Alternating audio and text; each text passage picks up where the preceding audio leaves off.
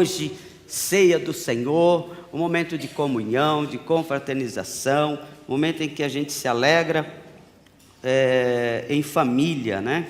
Em família, no corpo de Cristo. Capítulo 13 de João. Capítulo 13 de João, encontramos? Amém. Então vamos ler bem devagar para a gente entender o que a gente está lendo. Ora, antes da festa da Páscoa, sabendo Jesus que já era chegada a sua hora de passar deste mundo para o Pai, como havia amado os seus que estavam no mundo, amou-os até o fim. Repita comigo, logo após mim. Amou-os até o fim. E acabada a ceia, tendo já o diabo posto no coração de Judas Iscariotes, filho de Simão, que o traísse, Jesus, sabendo que o Pai tinha depositado nas suas mãos todas as coisas, e que havia saído Deus, saído de Deus, e que ia para Deus, levantou-se da ceia e tirou as vestes, e tomando uma toalha, cingiu-se. Depois pôs águas na bacia, começou a lavar os pés dos discípulos e enxugar-lhes com a toalha com que estava cingido. E aproximou-se, pois, de Simão Pedro, que lhe disse: Senhor, tu lava-me os pés a mim? E respondeu Jesus e disse-lhe: O que eu faço não sabes tu agora, mas tu saberás depois. E disse-lhe Pedro: Nunca me lavarás os pés? Nunca me lavarás os pés, respondeu-lhe Jesus, se eu não te lavar, não terás parte comigo. Disse-lhe Simão Pedro, senão não só os pés, mas também as mãos e a cabeça. E disse-lhe Jesus, aquele que está lavado não necessita de lavar, senão os pés, pois no mais todo está limpo. Ora, vós estáis limpos, mas não todos, porque bem sabia que quem havia de trair, porque bem sabia ele quem havia de trair, por isso disse, nem todos estáis limpos. Depois se levantou, lavou os pés, tomou as suas vestes e assentou-se outra vez na mesa e disse-lhes, entendeis vós o que tenho feito? Vós me chamas mestre e Senhor, dissei bem, porque eu sou. Ora, se eu, Senhor e Mestre, vos lavei os pés, vós deveis também lavar os pés um dos outros, porque eu vos dei exemplo, para que como eu vos fiz, façais vós também. Na verdade vos digo, que não é o servo maior do que o seu Senhor, nem o enviado maior que aquele que o enviou. Se sabes essas coisas, bem-aventurados sois, se as fizeste. Não falo de todos vós, eu bem sei que tenho escolhido, mas para que se cumpra as escrituras, que o que come pão comigo levantou contra mim o seu calcanhar. Desde agora vos dito, antes que aconteça, para que quando acontecer, acreditais que eu sou. Na verdade vos digo que se alguém receber o que eu enviar, e me recebe a mim, e quem recebe a mim, recebe aquele que me enviou. Amém? Pai, no nome de Jesus, muito obrigado por essa palavra, ela nos constrange, ela nos ensina, ela nos revela, Senhor, coisas extraordinárias. Preciso dela, Senhor, como bússola, Senhor, para a minha vida, preciso dela, Senhor, como faca, Senhor, de dois gumes, Senhor, que entra até a divisão da alma e do espírito, Senhor, preciso dela para construir, Senhor, uma vida diante da Tua presença, e uma vida como um bom homem, um bom cidadão, um bom servo, Senhor, e um bom discípulo na Tua presença. Pai, fala conosco nessa noite e nos ensina mais um pouco, em nome de Jesus, amém e amém, Jesus. Queridos, essa palavra, ela vem de encontro com o nosso momento, que é o momento de ceia, e essa palavra, ela é muito forte, porque são as últimas palavras do Senhor. O Senhor sabia que ia ser traído, ele explica nessa fala, ele diz, olha, nem todos estão limpos, Quando ele quis dizer, nem todos estão limpos, ele estava querendo dizer, eu sei que um de vocês vai me trair, eu sei que um de vocês não conseguiram se limpar. Então, é uma palavra muito difícil, muito dura para o próprio Cristo, mas é interessante que no final da sua história, né, quando vem esse término de dia, se eu posso dizer assim, né, esse pôr do sol, né, então o Senhor vai terminando a sua história. É interessante que Ele deseja estar com os seus discípulos, e às vezes eu fico me perguntando, e talvez vocês já fizeram essa pergunta para você, e é interessante, se a gente soubesse que é os nossos últimos dias, com quem a gente gostaria de estar? Quem a gente gostaria de falar? O que a gente falaria?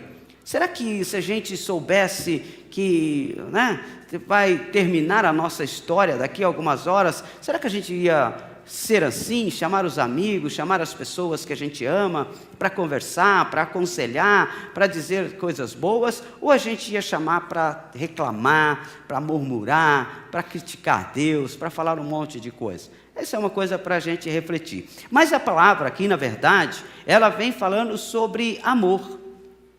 E é um tema bastante interessante, porque Jesus falou assim, olha, tendo amado os seus, amou até o fim. Amou até o fim. Deixa eu lhe perguntar, você acha que amor acaba?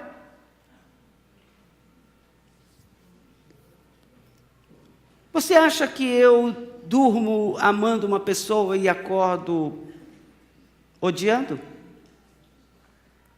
Você acha que o amor verdadeiro, estou falando de amor, não estou falando de paixão, não estou falando com todo respeito a vocês, eu também já fui, até gostaria de ser de novo, mas não dá mais, adolescente. Adolescente tem aquelas paixões repentinas, né? Aquelas que vou me jogar daqui se você não me amar, e que no outro dia já mudou, né? O Pokémon já mudou, ou quer dizer, a menina já mudou. Então, a gente, não estou falando desse amor, eu estou falando do amor verdadeiro. O amor verdadeiro, aquele amor sincero, aquele amor maduro, amor maduro. Então, Jesus disse assim, a Bíblia diz assim, que Jesus tendo amado os seus, Ele amou até o fim. Aí eu lhe pergunto, que tipo de amor nós costumamos ter? O nosso amor ama até o fim? Ou o nosso amor ama enquanto nos é conveniente? Ou o nosso amor ama enquanto está legal para o nosso lado? Ou enquanto... Como é esse nosso amor? Nós começamos a nossa carreira e nós começamos bem. E eu queria falar aqui nessa noite sobre começar bem para terminar bem. Não é começar bem e terminar mal. Nós precisamos de um evangelho, nós precisamos de um Jesus na nossa vida que nos ajude a começar bem, continuar bem e terminar bem. Terminar bem. Não adianta nada a gente começar com aquele impulso total. Paulo fala isso na sua carta aos Coríntios, que não adianta você começar a carreira muito forte. Não adianta você querer correr demais. Eu não sei quem é que gosta de fazer exercício físico, mas você já percebeu? Tem hora que a gente acha que está bom, que o físico está legal, e a gente dá aquela disparada, né? Seja no aparelho lá de ginástica, seja correndo, seja o que for. Mas se você não tiver um preparo físico muito bom, aquele sprint que você vai dar, não segura. A gente vai ver muito isso agora nas Olimpíadas. A gente vai ver demais esse negócio agora, sabe? Aqueles que se guardam. Hoje mesmo eu estava vendo uma prova de natação. Aí o cara falou, eu tive um brasileiro nadando, e ele falou assim, nossa, mas ele está um pouco abaixo do tempo. Aí o outro falou assim, não, mas a técnica dele é essa, ele começa devagar, mas nos últimos momentos ele tem um sprint. Mas isso são pessoas que têm muito preparo físico. Mas nós às vezes erramos, por quê? Porque nós queremos sair com tudo. Nós aceitamos a Jesus e queremos fazer tudo de uma vez. Nós queremos abraçar o mundo, queremos abraçar as pessoas, só que com o tempo nós vamos nos cansando, nós vamos desgastando com aquilo, e com o tempo a gente termina mal. Jesus disse assim: eu comecei bem e terminei bem. Sabe por quê? Porque ele começou amando e não terminou odiando. Não há uma passagem na Bíblia, não há uma só fala de Jesus reclamando daquilo que Deus tinha colocado para a vida dele. Não há um momento que Jesus murmurou, nem mesmo lá na cruz do Calvário, nem mesmo no momento do Getsemane, mesmo no momento que ele falou: Senhor, se possível for, passa de mim esse cálice. Mas em nenhum momento ele disse assim: Senhor, ô povo ruim que o Senhor me deu. Senhor, ô gente que sem condições, que eu prego, eles não entendem. Jesus não criticou, Jesus não falou para Deus, chamou o Pai e disse assim: Pai, não dá, não tem condições. Não, do jeito que ele começou amando, ele terminou amando. As últimas palavras dele na cruz foi: Pai, perdoai-vos, porque eles não sabem o que fazem. Sabe o que ele estava querendo dizer? Pai, eu continuo amando esse povo. Eles fizeram o que fizeram comigo, Senhor. Eu estou aqui na cruz, eu fui chicoteado, eu fui desprezado, cuspiram no meu rosto, colocaram essa coroa de espinho, meus pés estão cravados, a coisa aqui, o meu corpo já está não consegue suportar a dor, mas eu continuo amando até o final. Sabe o que ele estava querendo dizer? Ele estava dando um tapa, né? Não é nem com luva de pelica, como costuma dizer, é um tapa com luva de espinho mesmo, na cara do diabo, para dizer assim: eu comecei amando, e não tem nada que possa fazer eu desistir desse povo. Aleluia! Não é as minhas dificuldades, não é a luta, não é a cruz do Calvário, não é o chicote, não é o desprezo. Por isso que Paulo fala lá na sua carta aos Romanos: quem nos separará do amor de Cristo? Quem é que consegue te separar do amor de Deus?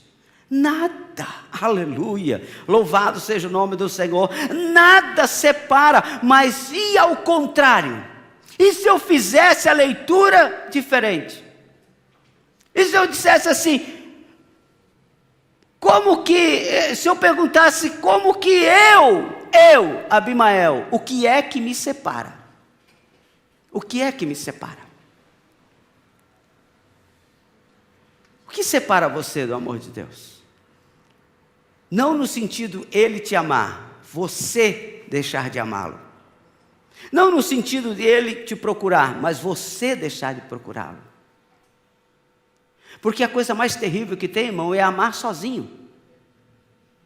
Sabe por quê? Porque a outra parte te ama, mas essa aqui não ama mais. E o que acontece muitas vezes conosco é assim: a gente vê de Gênesis e Apocalipse Deus procurando o povo. Lá no Gênesis, lá no começo, Deus vai e procura Adão, procura Eva. Adão, onde você está? Aonde você está, Adão? Porque eu não estou mais encontrando você. Você vinha toda tarde, você sabe o lugar onde a gente ia se encontrar. Você vinha aqui, a gente conversava, a gente dialogava sobre o que está acontecendo. Mas cadê você agora, Adão? Eu não estou encontrando você. E Deus sai à procura de Adão, porque Adão, agora com o seu pecado, não procurava mais a Deus. Ele rompeu o relacionamento que ele tinha com Deus. O que fez Adão romper o relacionamento com Deus? O pecado. O que fez Adão romper o relacionamento com Deus? A vergonha do seu pecado. O que fez Adão romper o relacionamento dele com Deus? Transgredir os desejos, transgredir as ordens de Deus. Deus tinha dito: não pega nisso, essa árvore não é para vocês. E agora Adão estava se sentindo nu. Mas esse nu que Adão estava sentindo, era um nu de vergonha. Era um nu de uma pessoa que estava com vergonha, porque ele estava se sentindo despido diante de Deus. Ele conheceu o pecado. Ele olhou para si e disse: eu não posso me apresentar para o Senhor dessa forma, eu estou nu. Antes ele não achava isso. Antes ele achava que ele estava bem, porque o pecado não tinha atingido ele. Pastor, onde o senhor quer chegar com isso? O que isso tem a ver com o texto? O que tem a ver com a nossa ceia? O que tem a ver com o nosso momento? Veja bem, o texto diz que Jesus amou até o fim. Até o fim. Ele estava ali com seus discípulos, amando até o fim. E olha olha a atitude de Jesus. Jesus, ele está com seus discípulos e ele tira a sua túnica. A Bíblia fala, e se você for em outras versões, ela é muito mais explícita, mas imagine essa cena. Ela não é erótica nem pornográfica, mas imagine essa cena da época.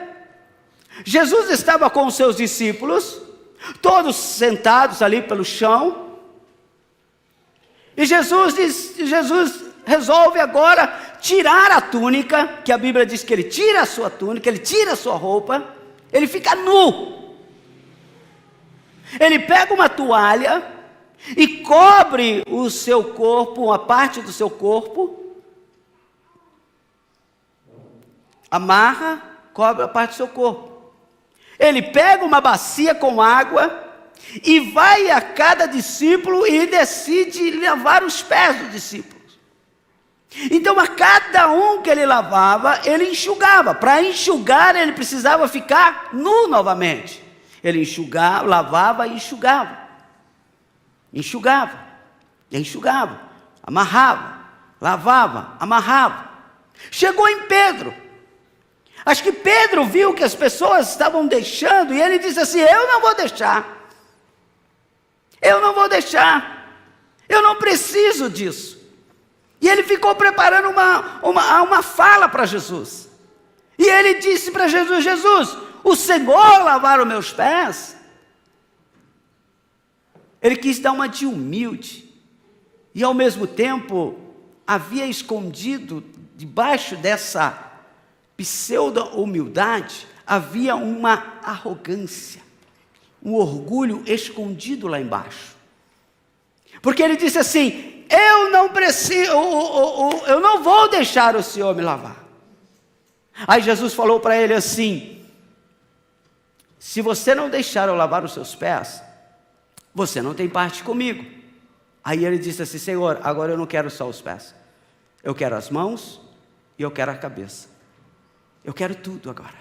Jesus falou para ele assim: não, só precisa lavar os pés.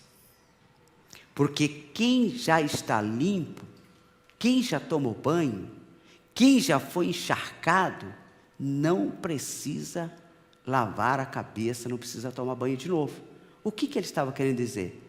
Se você já alcançou Jesus, não tem que ficar renovando votos com Jesus todo dia.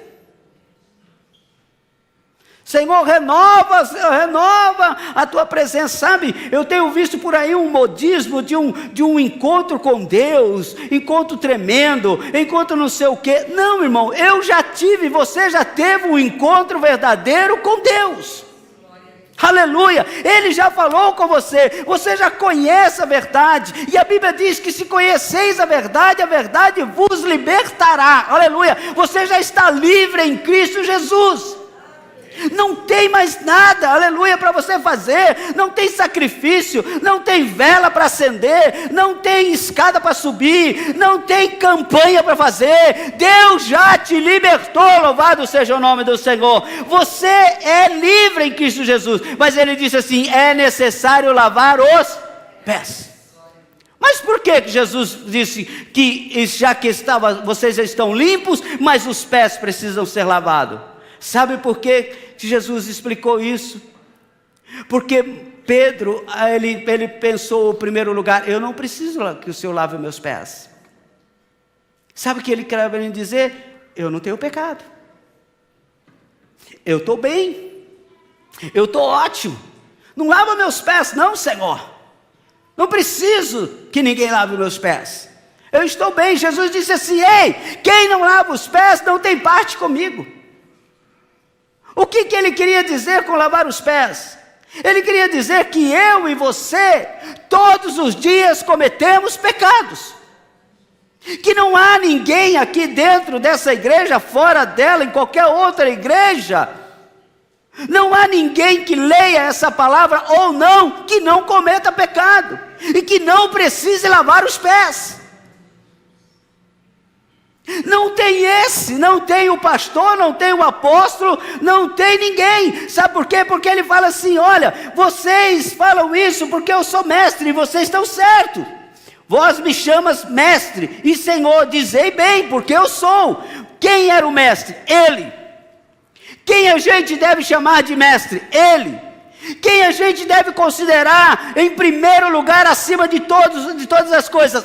Ele, louvado seja o nome do Senhor. Se tem alguém santo, é Ele, louvado seja o nome do Senhor, aleluia. Ele disse assim: vocês me chamam mestre e Senhor, dizei bem, porque eu sou. Ei, querido, sabe o que ele estava querendo dizer? Todos os outros deuses que possam querer colocar são falsos. Chame somente Ele de Deus.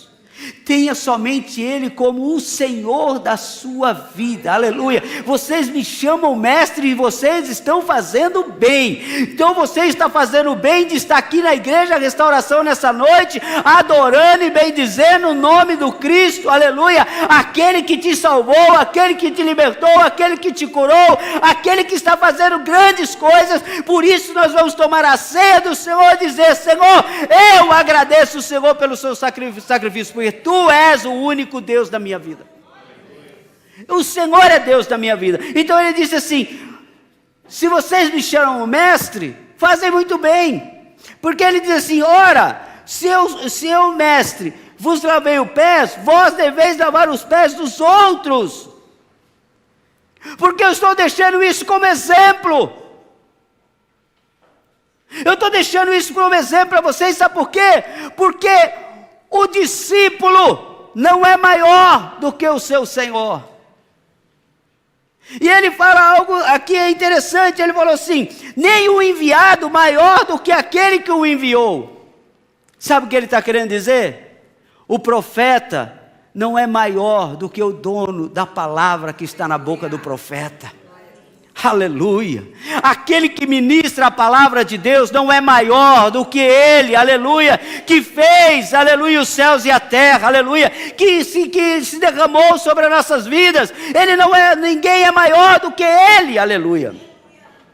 E a gente tem o costume de colocar algumas pessoas maiores do que Deus. Porque é um grande profeta, porque é um grande pastor, porque é um grande isso, porque é um grande aquilo, é um grande... Não, ele falou assim: não é quem vai levar a informação que é o grande, aleluia, sou eu, aleluia, que coloquei a informação no coração daquela pessoa. E às vezes a gente quer dar mais ênfase a quem está levando a informação do que, aleluia, o dono da informação. Aleluia.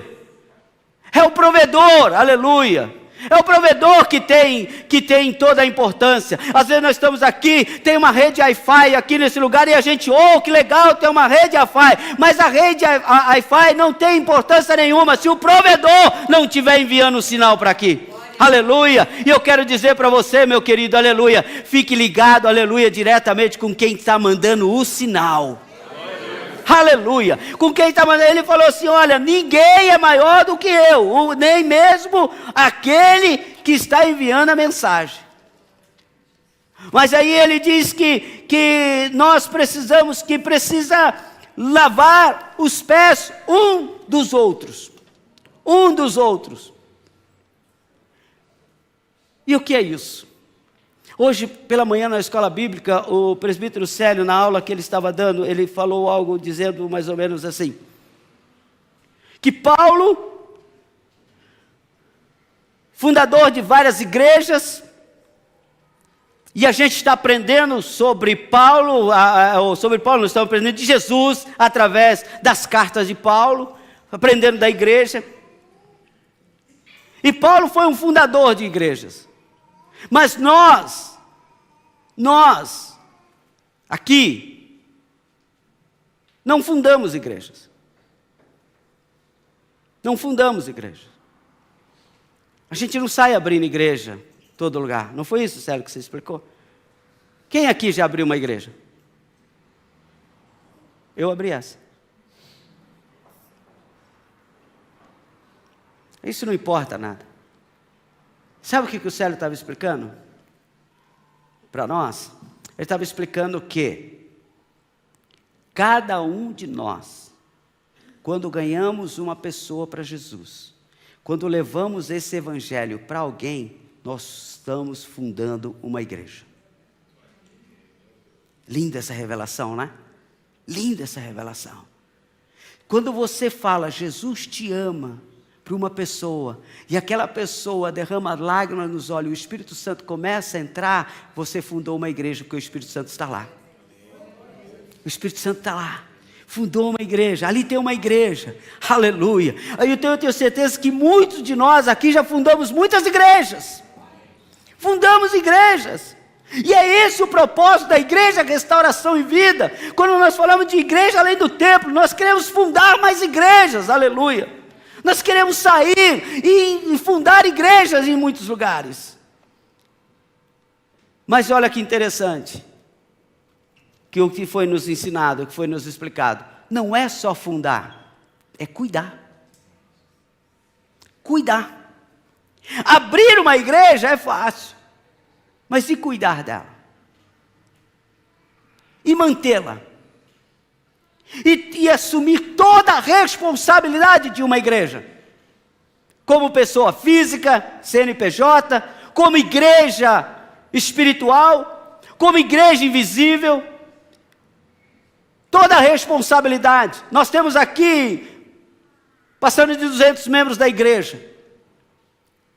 Se eu, junto com meus amigos aqui, somos obreiros dessa casa, qual é a nossa responsabilidade? É fundar a igreja e fechar a porta e ir embora? Não, temos que cuidar. Temos que cuidar. Aí vem o corpo de Cristo. Uns vêm para limpar, outros vêm para pregar, outros vêm para ajudar na manutenção do culto, outros vêm para ajudar na parte financeira, outros vêm, e nós estamos cuidando da igreja. E quando eu conheço alguém, e quando eu ganho alguém para Jesus, o que eu faço? Muitas vezes, ganho, entre aspas, porque não sou eu que ganho, quem ganha é o Espírito Santo, quem ganha é Deus, mas na verdade quando eu faço alguém, eu consigo que alguém reconheça o amor de Cristo, e aceite a sua vida, e entrega a sua vida para Cristo, eu digo assim, agora você vai para uma igreja e o pastor que se vire. Você acha que isso está certo? Não está. Sabe qual é o correto? Cola nessa pessoa. Cola nessa pessoa. Ela é uma igreja. Só que ela é uma igreja que está começando agora. Ela não pode andar sozinha. Às vezes eu visito igrejas. Às vezes eu vou em congressos de algumas igrejas. Participo de alguns movimentos. E eu vejo assim igrejas enormes. Que a gente olha assim e fala assim, não, o pastor não sabe nem o que está acontecendo aqui, porque a igreja praticamente anda sozinha. A igreja anda sozinha, entre aspas. Porque é tanta gente, é tanta coisa, que no final, lá no final, o pastor não sabe de nada. Nem pode, porque é muita coisa. Ela está andando sozinha. Os seus membros já têm, cada um já tem o seu compromisso. Os pastores já sabem das suas responsabilidades. Os líderes sabem da responsabilidade. Os membros sabem da responsabilidade. Não precisa ninguém ficar lá, olha, abre a igreja às 7 horas. Olha, cuidado com os adolescentes, cuidado com os jovens, cuidado com Miriam, cuidado com não sei quem. Olha as crianças. Não precisa ninguém, sabe por quê? Porque a igreja já está andando praticamente sozinha. Cada um sabe da sua responsabilidade, porque é uma igreja já alicerçada. Normalmente são igrejas de 50, 60, 70 anos. Mas aí às vezes a gente pega uma igreja pequena ou uma igreja novinha, melhor dizendo, uma igreja novinha, e queremos que ela ande sozinha. Ela não vai andar sozinha. A palavra de hoje, para a minha vida e para a sua vida é: eu tenho que ajudar o outro a lavar os pés. Eu tenho que lavar os pés do outro. Lavar os pés e não colocar para fora, que é o que às vezes a gente quer fazer. Jesus disse assim: olha, vocês precisam lavar os pés um do outro, como eu estou fazendo. O que ele estava querendo dizer? Ele estava querendo dizer: olha, eu sei que vocês pecam, e eu sei que vocês vão continuar pecando, mas eu vou dar um exemplo para vocês. Se você, Pedro, ajudar o João, e o João ajudar o Lucas, e o Lucas ajudar o Mateus, e o Mateus for ajudando o outro, e o outro, e o outro, e o outro, vai dar tudo certo, vai ficar uma bênção. Você está entendendo o que Deus está falando conosco aqui nessa noite? Esse momento de ceia, esse momento de comunhão, é um momento não de eu ficar ouvindo o pecado do outro, ou fazendo crítica para o outro, é dizer para o outro: olha, eu estou aqui para lavar os seus pés na hora que você precisar. Eu estou aqui para te ouvir e para lavar os seus pés. O que é lavar os pés? É tirar, aleluia, ajudar você. Sabe por quê? Porque naquela época, lavar os pés era uma condição do menor escravo, o melhor empregado, o menor, o mais simples, era que lavava os pés. Sabe por que lavavam-se os pés? Porque a gente não tinha esse sapato mocassim que a gente tem hoje, né? Sabe-se que andavam de sandálias de couro, extremamente desconfortável, e a rua não era asfaltada, não tinha grama, não tinha nada disso, era terra e um pó tremendo. Então quando a pessoa chegava na casa do outro, era extremamente saudável, era algo muito de generosidade, de gentileza, pegar o menor do seu empregado e pedir para ele lavar os pés daquela pessoa, porque os pés iam ficar fresco, iam ficar geladinho, ia ficar suave, eles iam facilitar. E sabe o que Deus está ensinando para a gente hoje aqui? Aleluia! É que quando as pessoas vêm cansadas, quando as pessoas vêm sobrecarregadas, quando as pessoas vêm com os pés sujos, sabe qual é a nossa obrigação? Não é colocar mais problema em cima, não é colocar mais sujeira em cima, não é colocar para fora, é dizer: vem cá, eu vou lavar os seus pés para aliviar a sua caminhada. Aleluia! Igreja é lugar de lavar os pés. Igreja é lugar de refrescar, de refrigério. Louvado seja o nome do Senhor. Por isso que Jesus disse assim: olha, ajudem, façam como eu estou fazendo, lavem os pés um dos outros, não se preocupem, porque quando Pedro disse assim: Senhor, eu não quero que o Senhor lave os pés, ele disse assim: não, precisamos andar tudo na mesma visão, na mesma palavra. Eu deixei isso aqui como exemplo. Você vai lavar os pés de outros. Eu quero ver você lavando o pé do outro. Querido, nesta noite nós vamos participar da ceia. E a noite da gente lavar os pés. Não o nosso, o do outro. O do outro. Que é só assim que a gente vai fazer essa igreja ficar transbordando de gente. Porque as pessoas hoje aí fora estão andando com o sapato apertado.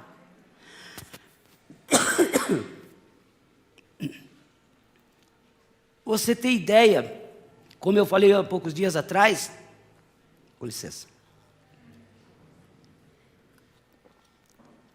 Você tem ideia do que é você andar com um sapato menor, com um número menor do que o seu? Imagina você calçando 40 e andando com um sapatinho 38? Como vai ficar os seus pés no final do dia? Eu não vou falar dessas meninas aqui, mas você já viu o pé de bailarina? Eu de vocês são lindos, tá? Eu nunca vi, mas deve ser. Mas, você já viu como é que é? Sabe por quê? Porque sofre. Porque é na ponta dos pés. Porque sabe? Imagina você. E muitas pessoas estão assim, e às vezes a pessoa está aí do seu lado, desse jeito, com o sapato apertado. E a gente não está nem preocupado em lavar os pés. E Jesus diz assim: ei, alivia a carga um do outro. Ei, alivia a caminhada do outro. Ele está precisando. Ele diz assim: olha, na verdade, eu vou dizer, se não é o servo maior do que o seu Senhor, nem o enviado. Vocês não sabem, se sabeis essas coisas, bem-aventurados sois, se a fizerdes. Querido, eu vou encerrando aqui essa fala para nós, nessa noite, para dizer para você o seguinte: de nada adianta conhecermos a palavra de Deus, do começo ao fim, se não a praticarmos, se não fizermos. Não adianta eu saber que Jesus lavou o pé do discípulo, se eu nunca tiver coragem de lavar o pé do meu irmão, ou os pés do meu irmão. Não adianta eu saber que eu tenho que perdoar, se eu nunca perdoar.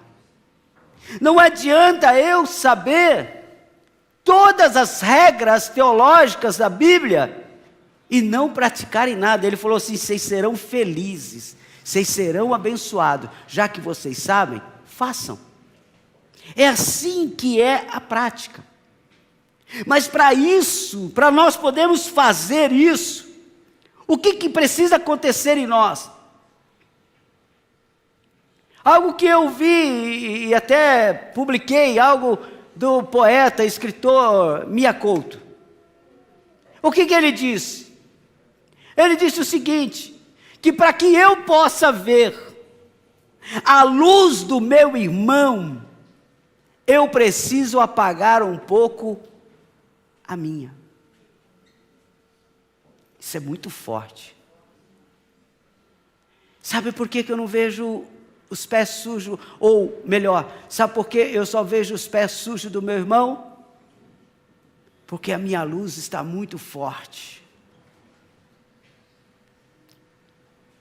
Agora, se eu apagar um pouquinho a minha, eu vou ver que o meu irmão está precisando de mim.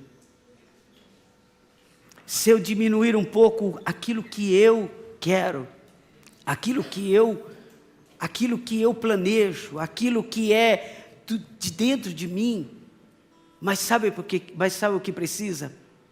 O mais difícil. O que Jesus fez para poder lavar os pés daqueles discípulos? Ele ficou nu. Para pensar. Eu não estou falando nu de roupa. Você é inteligente, você sabe disso. Mas eu estou falando você se revelar. Se revelar. Revelar, Jesus estava revelando não o seu poder, mas ele estava revelando a sua humanidade. Olha como é diferente, Flávio. Olha como é diferente, Renê. Ele não estava ali para mostrar assim: eu sou, eu tenho poder, eu faço. Ele já disse: eu sou o mestre, vocês fazem isso muito bem em me reverenciar. Mas preste atenção, primeiro de tudo, eu estou nu diante de vocês. Eu sou o que sou, ele estava querendo dizer. Eu sou essa pessoa aqui, ó. Sabe por que a gente não quer lavar o pé do irmão? Porque a gente se acha muita coisa. Eu lavar os pés. Você viu o que Pedro falou? O Senhor lavar os meus pés. Eu lavar os pés. Eu, pastor, vim na terça-feira limpar a igreja. Eu ir lavar os pés do meu irmão. Isso aí é serviço para o serviçal. Isso é serviço para o menor empregado. Para aquele que não tem nada. Jesus disse assim: eu me dispo, eu tiro a roupa, eu sou isso aqui, eu sou isso aqui, eu sou isso aqui, aleluia. Eu vou, aleluia, tirar a roupa para mostrar para vocês que eu não tenho nada, aleluia, que eu sou também dependente do Pai, e que eu faço isso com vocês. Façam isso com seus irmãos também. Não sejam orgulhosos, prepotentes, arrogantes. Olhem para o seu irmão e dizem assim: ele está precisando de mim, eu vou lavar os pés dele. E sabe o que é terrível para lavar os pés? Porque ninguém quer lavar os pés de ninguém. Porque para lavar os pés a gente tem que se abaixar. Sabe? Para lavar os pés você precisa ficar em posição de servo. Mas a Bíblia diz, aleluia, que é melhor, aleluia, eu dar do que eu receber. E a Bíblia diz que o Senhor, aleluia, nos chamou para ser servos. Ele não chamou para ser Senhor, Ele falou assim: vocês não são melhores do que eu.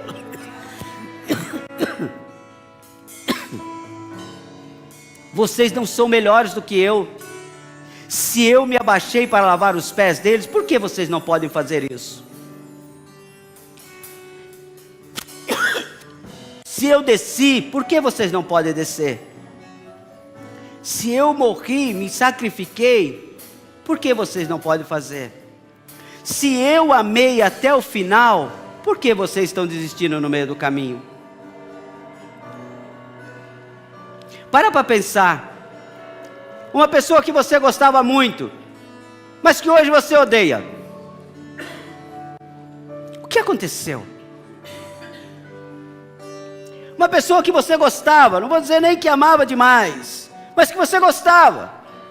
Não vou nem dizer que você odeia, mas que hoje você não gosta mais dessa pessoa. O que aconteceu? Era amor de verdade? Uma pessoa que talvez fez alguma coisa, você amava, disse: eu amava tanto essa pessoa, eu amava tanto isso, eu amava tanto aquilo, mas hoje eu não consigo nem olhar na cara dela. Sabe o que Jesus está falando hoje? Vai lavar os pés dela. Vai lavar os pés dela. Vai lavar os pés dela, porque você tem que amar até o final. Não é para parar no meio do caminho. Deus tem uma palavra para a minha vida e para a tua vida aqui nesta noite. Ei, vamos até o final. Vamos amando até o final. Aleluia. Porque você não sabe quando é o final. Você não sabe. Não somos nós que interrompemos. É Deus. A Bíblia diz que Ele é o alfa e o ômega. Ele quer dizer o quê? Que Ele é o começo e o fim de todas as coisas.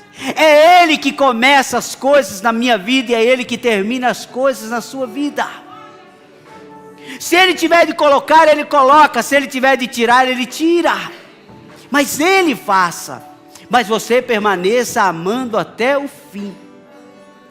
Porque nós não podemos chegar na frente de Jesus com o coração cheio de mágoas. Nós não podemos chegar na frente de Jesus com o coração cheio de rancores. Nós não podemos chegar na frente de Jesus, aleluia, sem perdoarmos. Porque a Bíblia diz que se eu não perdoar aqui, o Senhor, aleluia, não vai me perdoar lá. Ele não vai me apresentar diante do Pai. Então, queridos, eu não sei como você entrou aqui nesta noite. Eu não sei. Eu não sei qual é a sua situação espiritual, emocional. Eu não sei como é que é. Mas eu tenho uma palavra de Deus para a sua vida. Volte a amar. E ame até o final.